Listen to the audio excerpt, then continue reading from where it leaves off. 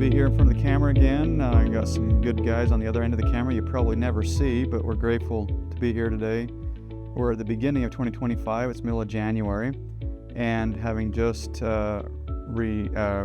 finished up a really nice year in 2024, I thought we'd give an update on some exciting things that happened and also some things that we're looking forward to for this coming year. So I guess maybe one of the first things I'd like to make you aware of it are some projects we continue to do. We do a lot of projects in the economic impact and economic contribution space. We did several projects, mostly agricultural based on those last year.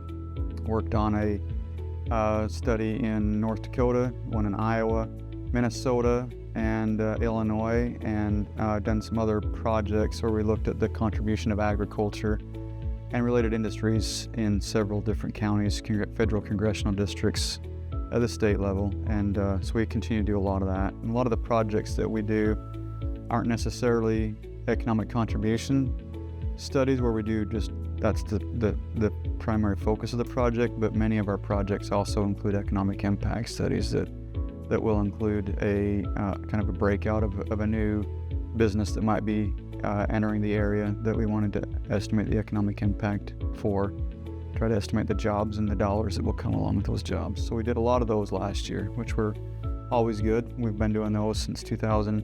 I've personally been doing them since 2006 or so, and then brought that over to the company when we started in 2007. Other ones that we do a lot of that we continue to do spilling over here to the new year are some projects that deal with estimating feed ingredients that are fed to the nation's livestock, poultry, companion animals, and aquaculture. We finished our annual update for the United Soybean Board last fall in September into early October.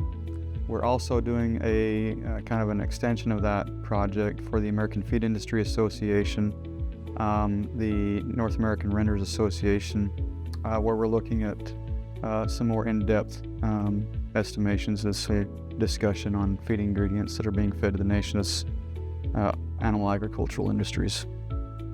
We're also finishing up here just shortly, and actually our client will be releasing that towards the end of this month down at the IPPE conference in Atlanta, Georgia, which I'll be going down there to see that.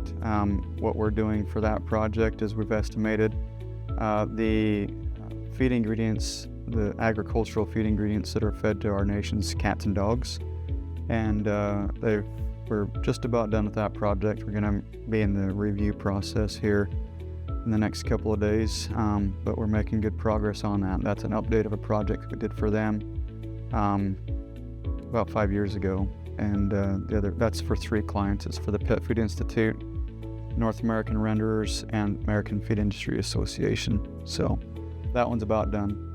We also have been doing a lot of commodity flow studies. We just finished a project for the Ohio Soybean Council, where they were interested in understanding what the impact of the new Louis Dreyfus soybean crush plant was going to have on a movement of soybeans in that area.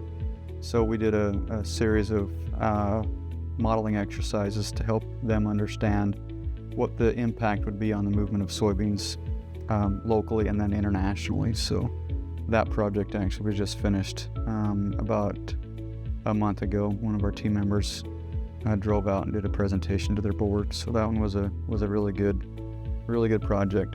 It builds on a lot of our other projects that we started earlier, probably in 2017 or 18 when we did our first one in Missouri. So those continue to move along. Other exciting things that we had happen last year, we made 2 extremely good hires. Alex Robinson joined us from Indiana. He started last, I think it was end of June, and he's a research analyst. He does a lot of work for one of our clients. It's an agricultural trade organization. It's a membership organization here in the Des Moines area, Iowa Farm Bureau. Then he does a lot of our projects where he's looking at, for one of our projects, for example, we're trying to help the state of Kansas understand how to prepare for a foreign animal disease outbreak and what the movement of cattle would be. And so we have been, several on our team have been looking at aerial imagery to try to estimate where feedlots are, which will help us model the movement of cattle from feedlot to processing facilities. So that's been a very in-depth, kind of a tedious project that Alex has been helping with, and which brings me to our next hire that we have made. We hired Paige Klipstein towards the end of last year. She just finished up her master's in agricultural economics at Iowa State University, and she was looking for a place to work, and she'd heard about us. She'd seen one of our team members, Dave Miller, speak at a World Pork Expo, kind of a breakout session down there, and she learned about us, and she was interested in the work that we do, and so she unsolicitedly she sent us her resume and her cover letter, and we were interested in her and ended up hiring her, and she's been helping also at Farm Bureau, and she's been doing some more of the identification of feedlots in the Midwest. So very good hires. Both of them have an agricultural background, different types of ag background, but they nonetheless bring a good background to us.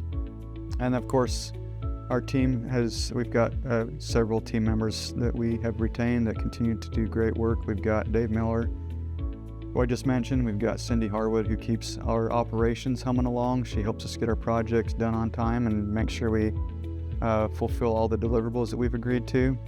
Mary Thomas is our admin. She does great work, just like all admins do, and helps keep the office running.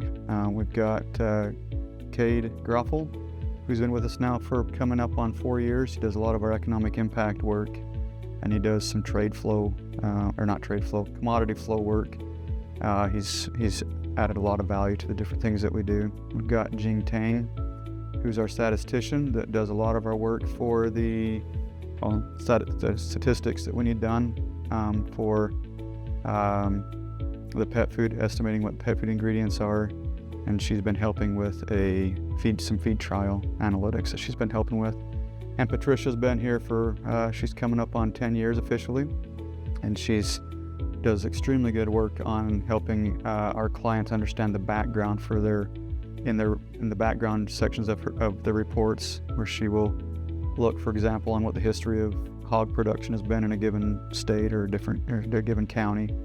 And she's also been learning eViews to help us understand the ROI for export promotion of different agricultural products. So we continue to have some really good people that we have. A lot of those projects that I just mentioned are carrying over into 2025, and we're going to be leveraging those same types of analytics into other clients and other projects. Some projects will be similar to the ones we've done, but we'll leverage some of those learnings that we've been able to have over the last several years into other types of projects for other types of clients. That's a way that we like to see our growth happen. So we'll continue to do that. One thing that is kind of top of mind here amongst our team is some of the changes that are likely to come to the country this year with the new administration.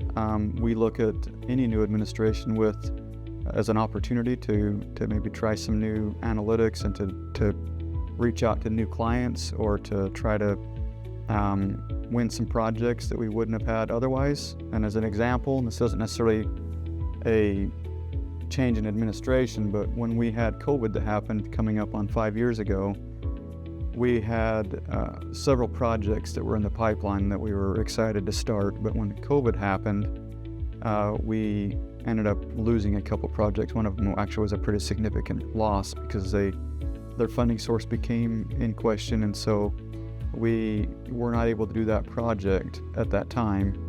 But what that situation that was out of our personal control allowed us to do was to do some work that we normally wouldn't have been able to do, with estimating the economic impact, for example, of hog facilities needing to shut down, what impact that had on production of hogs, and what the overall job impacts were from that.